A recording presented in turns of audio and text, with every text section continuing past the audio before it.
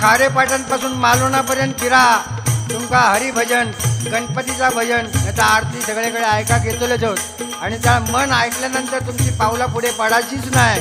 जवळ येतानाच तुम्ही जाणारो असलो तरी 5 मिनिटं तरी ऐकलेलो. कारण असो हो गणपतीचा महिमा जो हा तो ऐकल्याशिवाय कोणाक कळतो ना. म्हणाल म्हणते मी, डाळ पावजी पंदूर तिटा, पुढे मालवण किनारपट्टा, पुढे मालवण किनारपट्टा, पुढे मालवण किनारपट्टा.